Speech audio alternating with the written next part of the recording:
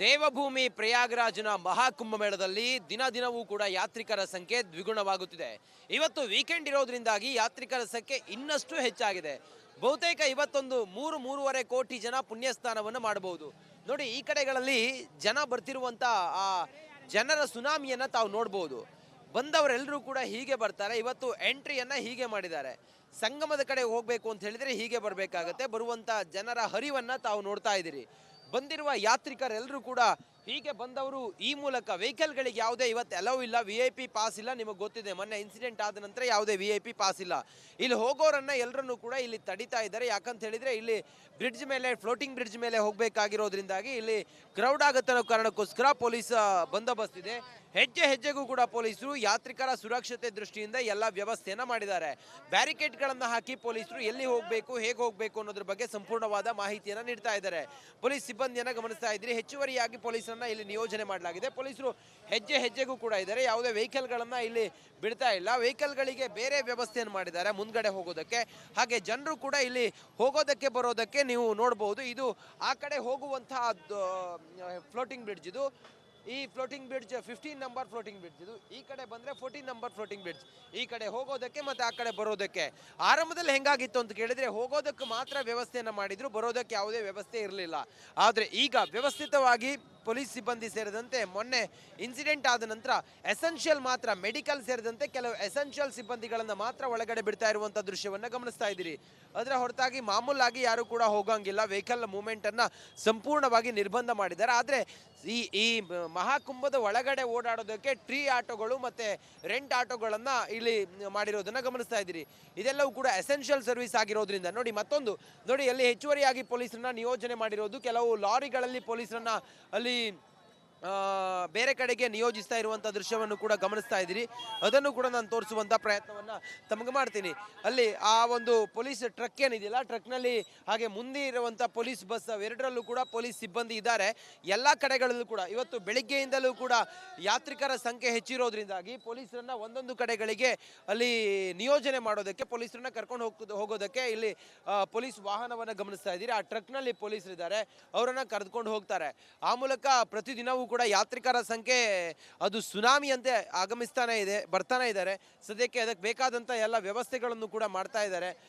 Police ಸಿಬ್ಬಂದಿ ಈ ರೀತಿ ಟ್ರಕ್ಗಳ ಮೂಲಕ ಹೋಗುವ ಮೂಲಕ ಅಲ್ಲಿ ಎಲ್ಲೆಲ್ಲಿ ಜಾಸ್ತಿ ಕ್ರೌಡ್ ಇದೆ, ಸೂಕ್ಷ್ಮ ಪ್ರದೇಶಗಳೇನಿದಾವೆ, ಆಯಕಟ್ಟಿನ ಪ್ರದೇಶಗಳು, ಮಹಾಕುಂಭದ ಒಳಗಡೆ ಇರುವಂತ ಆಯಕಟ್ಟಿನ ಪ್ರದೇಶಗಳು, ಅಲ್ಲಿ ಜನರನ್ನ ನಿಯೋಜನೆ ಮಾಡ್ತಾ ಇದ್ದಾರೆ. ನೋಡ್ಬೋದು, ನೀವು ಈ ಶಾರ್ಟ್ಸ್ ನಲ್ಲಿ ನೋಡ್ಬೋದು ಎಷ್ಟು ಜನ ಇದ್ದಾರೆ ಅನ್ನೋದನ್ನ ಗಮನಿಸ್ತಾ ಇದ್ದೀರಿ. ಮೊನ್ನೆ ಮೌನಿ ಅಮಾವಾಸ್ಯೆಯ ದಿನ ಕೂಡ ಇದೇ ರೀತಿಯಾಗಿ ಜನರ ಒಂದು ಕ್ರೌಡ್ ಇತ್ತು. ಇವತ್ತು ಕೂಡ ಹಾಗೆ ಜನ ಆಗಮಿಸ್ತಾ ಇದ್ದಾರೆ. ಬರುವಂತ ಯಾತ್ರಿಕರು ಯಾವುದೇ ಸಮಸ್ಯೆ ಇಲ್ಲದೆ ಯಾತ್ರಿಕರು ಇಲ್ಲಿ ಬಂದು ಮೌನಿ ಅಮಾವಾಸ್ಯೆ ದಿನ ಸೇರಿದಂತೆ ಮುಂದುವರೆದು ಏನು ನಡೀತಾ ಇದೆ, ಪವಿತ್ರ ಸ್ನಾನವನ್ನು ಮಾಡ್ತಾ ಇದ್ದಾರೆ. ಜನರಿಗೆ ಎಲ್ಲ ವ್ಯವಸ್ಥೆಯೂ ಕೂಡ ಅಚ್ಚುಕಟ್ಟಾಗಿದೆ.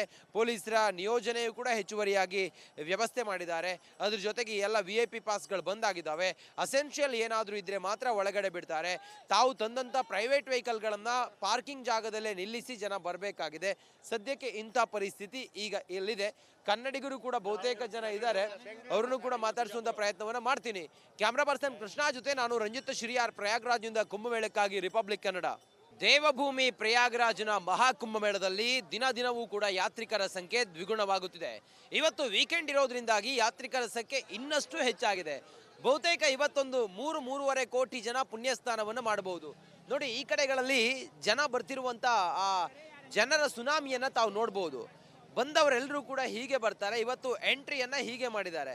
ಸಂಗಮದ ಕಡೆ ಹೋಗಬೇಕು ಅಂತ ಹೇಳಿದ್ರೆ ಹೀಗೆ ಬರಬೇಕಾಗತ್ತೆ. ಬರುವಂತ ಜನರ ಹರಿವನ್ನ ತಾವು ನೋಡ್ತಾ ಇದ್ದೀರಿ. ಬಂದಿರುವ ಯಾತ್ರಿಕರೆಲ್ಲರೂ ಕೂಡ ಹೀಗೆ ಬಂದವರು ಈ ಮೂಲಕ ವೆಹಿಕಲ್ಗಳಿಗೆ ಯಾವುದೇ ಇವತ್ತು ಅಲೌ ಇಲ್ಲ, VIP ಪಾಸ್ ಇಲ್ಲ. ನಿಮಗೆ ಗೊತ್ತಿದೆ, ಮೊನ್ನೆ ಇನ್ಸಿಡೆಂಟ್ ಆದ ನಂತರ ಯಾವುದೇ VIP ಪಾಸ್ ಇಲ್ಲ. ಇಲ್ಲಿ ಹೋಗೋರನ್ನ ಎಲ್ಲರನ್ನು ಕೂಡ ಇಲ್ಲಿ ತಡಿತಾ ಇದ್ದಾರೆ. ಯಾಕಂತ ಹೇಳಿದ್ರೆ ಇಲ್ಲಿ ಬ್ರಿಡ್ಜ್ ಮೇಲೆ, ಫ್ಲೋಟಿಂಗ್ ಬ್ರಿಡ್ಜ್ ಮೇಲೆ ಹೋಗಬೇಕಾಗಿರೋದ್ರಿಂದಾಗಿ ಇಲ್ಲಿ ಕ್ರೌಡ್ ಆಗುತ್ತೆ ಅನ್ನೋ ಕಾರಣಕ್ಕೋಸ್ಕರ ಪೊಲೀಸ್ ಬಂದೋಬಸ್ತ್ ಇದೆ. ಹೆಜ್ಜೆ ಹೆಜ್ಜೆಗೂ ಕೂಡ ಪೊಲೀಸರು ಯಾತ್ರಿಕರ ಸುರಕ್ಷತೆ ದೃಷ್ಟಿಯಿಂದ ಎಲ್ಲ ವ್ಯವಸ್ಥೆಯನ್ನ ಮಾಡಿದ್ದಾರೆ. ಬ್ಯಾರಿಕೇಡ್ಗಳನ್ನು ಹಾಕಿ ಪೊಲೀಸರು ಎಲ್ಲಿ ಹೋಗಬೇಕು, ಹೇಗೆ ಹೋಗಬೇಕು ಅನ್ನೋದ್ರ ಬಗ್ಗೆ ಸಂಪೂರ್ಣವಾದ ಮಾಹಿತಿಯನ್ನ ನೀಡ್ತಾ ಇದ್ದಾರೆ. ಪೊಲೀಸ್ ಸಿಬ್ಬಂದಿಯನ್ನ ಗಮನಿಸ್ತಾ ಇದ್ರಿ. ಹೆಚ್ಚುವರಿಯಾಗಿ ಪೊಲೀಸರನ್ನ ಪೊಲೀಸರನ್ನ ಇಲ್ಲಿ ನಿಯೋಜನೆ ಮಾಡಲಾಗಿದೆ. ಪೊಲೀಸರು ಹೆಜ್ಜೆ ಹೆಜ್ಜೆಗೂ ಕೂಡ ಇದ್ದಾರೆ. ಯಾವುದೇ ವೆಹಿಕಲ್ಗಳನ್ನ ಇಲ್ಲಿ ಬಿಡ್ತಾ ಇಲ್ಲ. ವೆಹಿಕಲ್ಗಳಿಗೆ ಬೇರೆ ವ್ಯವಸ್ಥೆಯನ್ನು ಮಾಡಿದ್ದಾರೆ ಮುಂದ್ಗಡೆ ಹೋಗೋದಕ್ಕೆ. ಹಾಗೆ ಜನರು ಕೂಡ ಇಲ್ಲಿ ಹೋಗೋದಕ್ಕೆ ಬರೋದಕ್ಕೆ ನೀವು ನೋಡಬಹುದು. ಇದು ಆ ಕಡೆ ಹೋಗುವಂತಹ ಫ್ಲೋಟಿಂಗ್ ಬ್ರಿಡ್ಜ್. ಇದು ಈ floating bridge 15 number floating bridge. ಇದು ಈ ಕಡೆ ಬಂದ್ರೆ 14 ನಂಬರ್ ಫ್ಲೋಟಿಂಗ್ ಬ್ರಿಡ್ಜ್. ಈ ಕಡೆ ಹೋಗೋದಕ್ಕೆ ಮತ್ತೆ ಆ ಕಡೆ ಬರೋದಕ್ಕೆ. ಆರಂಭದಲ್ಲಿ ಹೆಂಗಾಗಿತ್ತು ಅಂತ ಕೇಳಿದ್ರೆ ಹೋಗೋದಕ್ಕೆ ಮಾತ್ರ ವ್ಯವಸ್ಥೆಯನ್ನ ಮಾಡಿದ್ರು, ಬರೋದಕ್ಕೆ ಯಾವುದೇ ವ್ಯವಸ್ಥೆ ಇರಲಿಲ್ಲ. ಆದ್ರೆ ಈಗ ವ್ಯವಸ್ಥಿತವಾಗಿ ಪೊಲೀಸ್ ಸಿಬ್ಬಂದಿ ಸೇರಿದಂತೆ ಮೊನ್ನೆ ಇನ್ಸಿಡೆಂಟ್ ಆದ ನಂತರ ಎಸೆನ್ಷಿಯಲ್ ಮಾತ್ರ, ಮೆಡಿಕಲ್ ಸೇರಿದಂತೆ ಕೆಲವು ಎಸೆನ್ಷಿಯಲ್ ಸಿಬ್ಬಂದಿಗಳನ್ನ ಮಾತ್ರ ಒಳಗಡೆ ಬಿಡ್ತಾ ಇರುವಂತ ದೃಶ್ಯವನ್ನ ಗಮನಿಸ್ತಾ ಇದ್ದೀರಿ.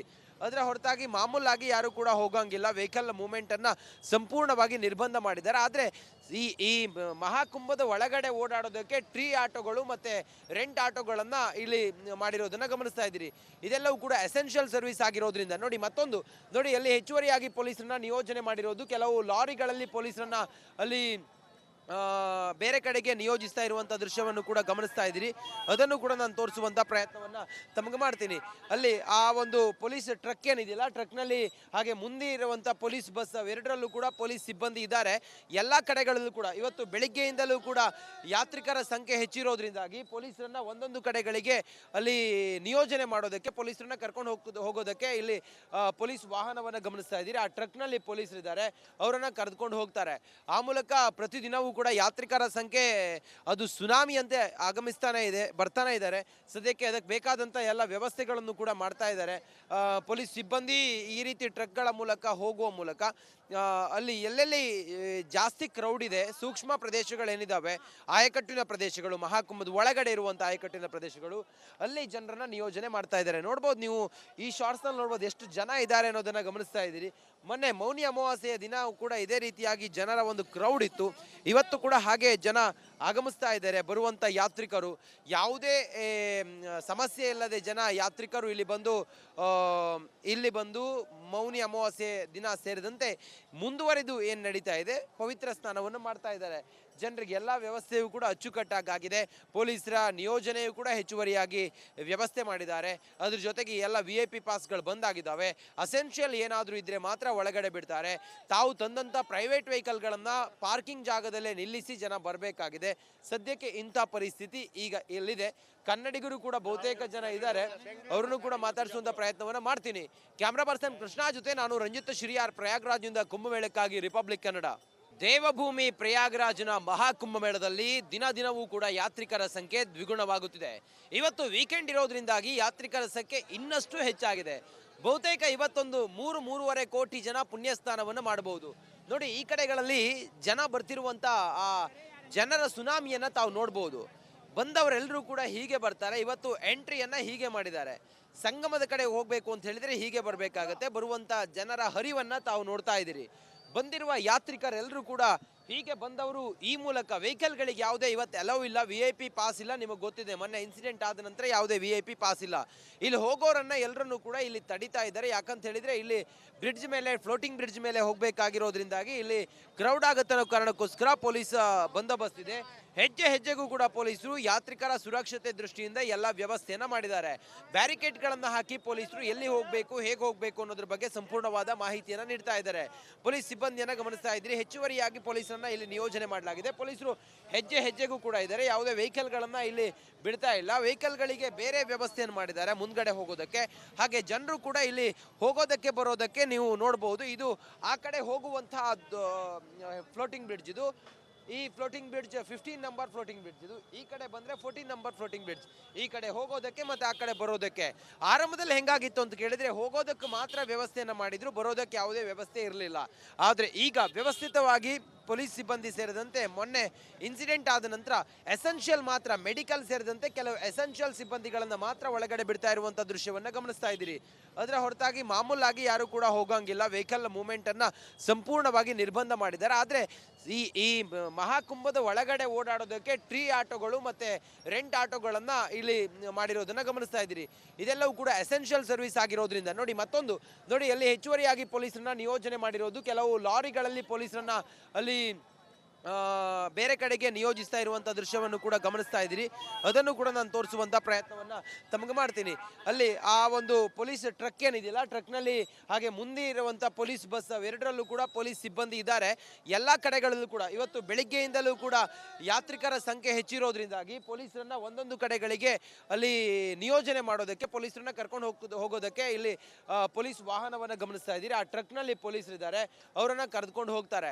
ಆ ಮೂಲಕ ಪ್ರತಿದಿನವೂ ಕೂಡ ಯಾತ್ರಿಕರ ಸಂಖ್ಯೆ ಅದು ಸುನಾಮಿಯಂತೆ ಬರ್ತಾನೆ ಇದ್ದಾರೆ. ಸದ್ಯಕ್ಕೆ ಅದಕ್ಕೆ ಬೇಕಾದಂಥ ಎಲ್ಲ ವ್ಯವಸ್ಥೆಗಳನ್ನು ಕೂಡ ಮಾಡ್ತಾ ಇದ್ದಾರೆ. ಪೊಲೀಸ್ ಸಿಬ್ಬಂದಿ ಈ ರೀತಿ ಟ್ರಕ್ಗಳ ಮೂಲಕ ಹೋಗುವ ಮೂಲಕ ಅಲ್ಲಿ ಎಲ್ಲೆಲ್ಲಿ ಜಾಸ್ತಿ ಕ್ರೌಡ್ ಇದೆ, ಸೂಕ್ಷ್ಮ ಪ್ರದೇಶಗಳೇನಿದ್ದಾವೆ, ಆಯಕಟ್ಟಿನ ಪ್ರದೇಶಗಳು, ಮಹಾಕುಂಭದ ಒಳಗಡೆ ಇರುವಂಥ ಆಯಕಟ್ಟಿನ ಪ್ರದೇಶಗಳು, ಅಲ್ಲಿ ಜನರನ್ನ ನಿಯೋಜನೆ ಮಾಡ್ತಾ ಇದ್ದಾರೆ. ನೋಡ್ಬೋದು ನೀವು ಈ ಶಾರ್ಟ್ಸ್ನಲ್ಲಿ ನೋಡ್ಬೋದು ಎಷ್ಟು ಜನ ಇದ್ದಾರೆ ಅನ್ನೋದನ್ನ ಗಮನಿಸ್ತಾ ಇದ್ದೀರಿ. ಮೊನ್ನೆ ಮೌನಿ ಅಮಾವಾಸ್ಯೆಯ ದಿನ ಕೂಡ ಇದೇ ರೀತಿಯಾಗಿ ಜನರ ಒಂದು ಕ್ರೌಡ್ ಇತ್ತು. ಇವತ್ತು ಕೂಡ ಹಾಗೆ ಜನ ಆಗಮಿಸ್ತಾ ಇದ್ದಾರೆ. ಬರುವಂಥ ಯಾತ್ರಿಕರು ಯಾವುದೇ ಸಮಸ್ಯೆ ಇಲ್ಲದೆ ಯಾತ್ರಿಕರು ಇಲ್ಲಿ ಬಂದು ಮೌನಿ ಅಮಾವಾಸ್ಯೆ ದಿನ ಸೇರಿದಂತೆ ಮುಂದುವರೆದು ಏನು ನಡೀತಾ ಇದೆ, ಪವಿತ್ರ ಸ್ನಾನವನ್ನು ಮಾಡ್ತಾ ಇದ್ದಾರೆ. ಜನರಿಗೆ ಎಲ್ಲ ವ್ಯವಸ್ಥೆಯೂ ಕೂಡ ಅಚ್ಚುಕಟ್ಟಾಗಿದೆ. ಪೊಲೀಸರ ನಿಯೋಜನೆಯೂ ಕೂಡ ಹೆಚ್ಚುವರಿಯಾಗಿ ವ್ಯವಸ್ಥೆ ಮಾಡಿದ್ದಾರೆ. ಅದ್ರ ಜೊತೆಗೆ ಎಲ್ಲ VIP ಪಾಸ್ಗಳು ಬಂದಾಗಿದ್ದಾವೆ. ಅಸೆನ್ಷಿಯಲ್ ಏನಾದರೂ ಇದ್ದರೆ ಮಾತ್ರ ಒಳಗಡೆ ಬಿಡ್ತಾರೆ. ತಾವು ತಂದಂಥ ಪ್ರೈವೇಟ್ ವೆಹಿಕಲ್ಗಳನ್ನು ಪಾರ್ಕಿಂಗ್ ಜಾಗದಲ್ಲೇ ನಿಲ್ಲಿಸಿ ಜನ ಬರಬೇಕಾಗಿದೆ. ಸದ್ಯಕ್ಕೆ ಇಂಥ ಪರಿಸ್ಥಿತಿ ಈಗ ಇಲ್ಲಿದೆ. ಕನ್ನಡಿಗರು ಕೂಡ ಬಹುತೇಕ ಜನ ಇದ್ದಾರೆ, ಅವರನ್ನು ಕೂಡ ಮಾತಾಡಿಸುವಂಥ ಪ್ರಯತ್ನವನ್ನು ಮಾಡ್ತೀನಿ. ಕ್ಯಾಮ್ರಾ ಪರ್ಸನ್ ಕೃಷ್ಣ ಜೊತೆ ನಾನು ರಂಜಿತ್ ಶಿರಿಯಾರ್, ಪ್ರಯಾಗ್ರಾಜ್ನಿಂದ ಕುಂಭಮೇಳಕ್ಕಾಗಿ ರಿಪಬ್ಲಿಕ್ ಕನ್ನಡ.